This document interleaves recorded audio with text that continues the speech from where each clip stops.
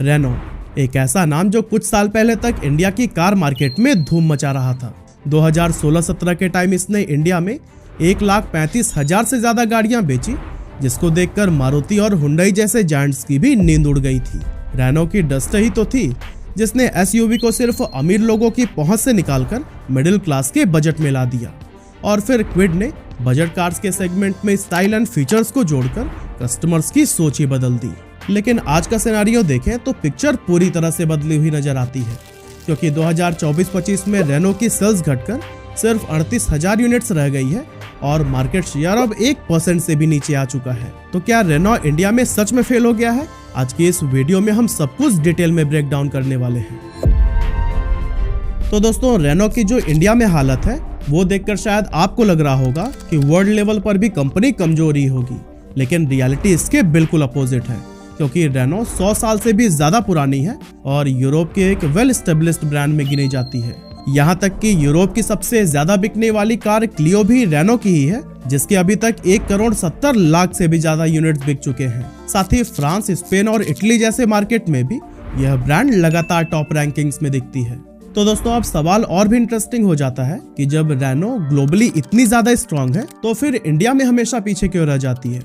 इस सवाल का जवाब जानने के लिए हमें करीब 16 साल पीछे जाना होगा, जब रेनो ने पहली बार इंडिया में कदम रखा। वैसे तो रेनो 2005 में ही महिंद्रा के साथ पार्टनरशिप के जरिए इंडिया में आ चुका था, लेकिन तब वो अपने ब्रांड नेम से मार्केट में नहीं उतरा था।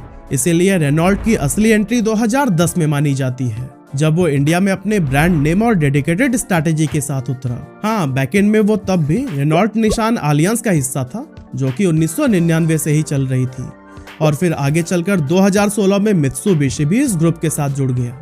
लेकिन कस्टमर के सामने ब्रांडिंग और पहचान रेनॉल्ट की ही रहती थी। और दोस्तों, रेनो इंडिया में सिर्फ ट्राई करके देखने नहीं आया था, वो पूरी तैयारी के साथ उतरा था, और इसका सबसे बड़ा प्रूफ था चेन्नई के पास ओरगडम में बनाया गया उसका मैन्युफैक्चरिंग प्लांट, जिसकी एनुअल कैपेसिटी करीब 5 लाख कार्स बनाने की थी। और इतनी बड़ी कैपेसिटी कोई कैजुअल एंट्री नहीं दिखाती, ये साफ बताता है कि रेनो ने इंडिया को लेकर सीरियस बेट लगाया था। और दोस्तों, उसके शुरुआती लॉन्चेस भी उसी कॉन्फिडेंस को ही रिफ्लेक्ट करते थे। एक्चुअली रेनो ने इंडिया में एंट्री लेते ही फ्लुवेंस सेडान और कॉलियस एसयूवी जैसी प्रीमियम कार्स लॉन्च की, यानी शुरुआत से ही मैसेज बिल्कुल क्लियर था कि रेनो सिर्फ बजट सेगमेंट में खेलने नहीं आया, बल्कि वो अपनी यूरोपियन पहचान को इंडिया में लाना चाहता था।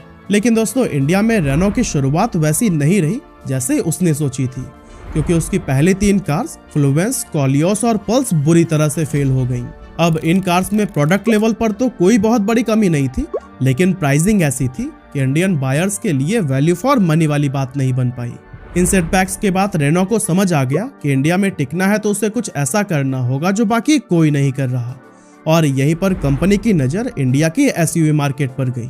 अब 2012 के आसपास अगर आप इंडिया की एसयूवी मार्केट को देखेंगे तो उस वक्त एसयूवी का मतलब या तो महिंद्रा स्कॉर्पियो जैसी हैवी गाड़ी थी, या फिर टोयोटा फॉर्च्यूनर और फोर्ड एंडेवर जैसी 20 लाख के ऊपर की महंगी कार्स।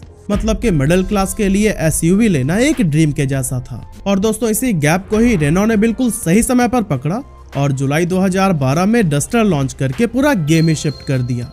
डस्टर कोई लग्जरी एसयूवी नहीं थी, लेकिन उसमें वो सारी चीजें थी जो कि एक इंडियन बायर प्रैक्टिकल तरीके से ढूंढता है।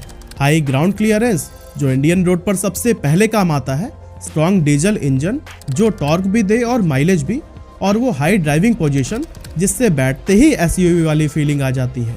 और सबसे इम्पोर्टेंट बात, इसका स्टार्टिंग प्राइस सिर्फ 8 लाख रुपए के आसपास रखा गया था, जिसके चलते मिडिल क्लास बायर के लिए एसयूवी अब सिर्फ सपना नहीं बल्कि हकीकत बनती हुई दिखाई दी। और फिर इसका इम्पैक्ट कुछ ऐसा था कि लॉन्च के बाद वेटिंग पीरियड 2 से 5 महीने तक पहुंच गया, और 2013 तक रेनो हर महीने 5,000 से ज्यादा डस्टर्स बेचने लगा था। जरा सोचिए, एक ऐसा नया ब्रांड जिसका डीलरशिप नेटवर्क भी अभी ठीक से नहीं फैला था, वो महिंद्रा स्कॉर्पियो और मारुति अर्टिगा को सेल्स में पीछे छोड़ रहा था। और दोस्तों, उस टाइम इंडिया में क्रॉसओवर या कॉम्पैक्ट एसयूवी जैसा कॉन्सेप्ट भी इतना कॉमन नहीं था, इसीलिए लोग मानते हैं कि डस्टर ही वो कार थी जिसने इंडिया में ये नया सेगमेंट बनाया।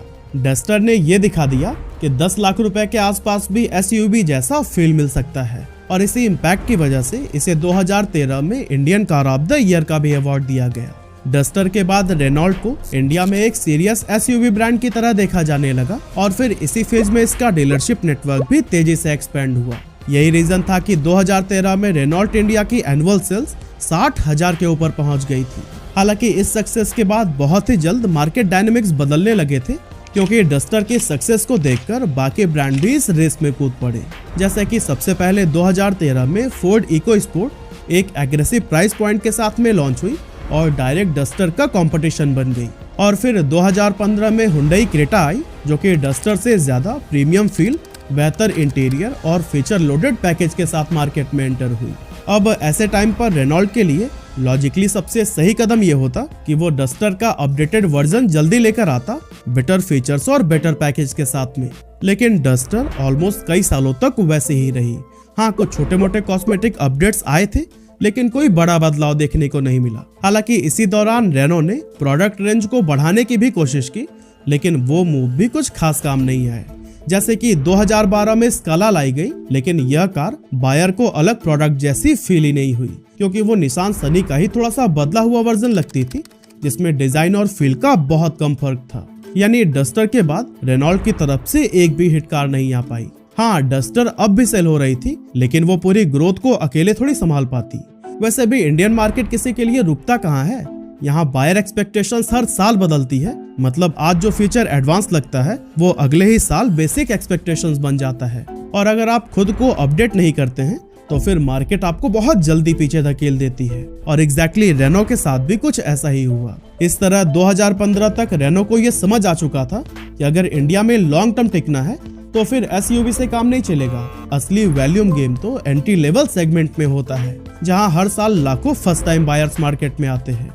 ये वही स्पेस था जहां मारुति का दबदबा सबसे ज्यादा रहा है। और सच कहें तो इस सेगमेंट में किसी भी फॉरेन ब्रांड का जमना शुरू से ही टफ था, लेकिन रेनो ने फिर भी ये रिस्क लिया। और दोस्तों, इसी रिस्क के साथ ही सितंबर 2015 में क्विड को लॉन्च कर दिया गया। बेसिकली क्विड एक टिपिकल छोटी हैचबैक की तरह नहीं बनाई गई थी। रेनो ने इसे थोड़ा एसयूवी इंस्पायर्ड लुक दिया था, मतलब हायर ग्राउंड क्लियरेंस और मस्कुलर डिजाइन। यहाँ तक कि जिस प्राइस रेंज में लोग बस बेसिक म्यूजिक सिस्टम की उम्मीद करते हैं, वहाँ रेनो ने टच स्क्रीन इंफोटेनमेंट दे दिया था। क्विड की प्राइसिंग भी बहुत स्मार्ट थी, करीब 3 से 4 लाख रुपए की रेंज में। लेकिन लुक्स के मामले में ये बेसिक स्मॉल कार जैसी बिल्कुल नहीं लगती थी। यही वजह थी कि शुरुआत में इस कार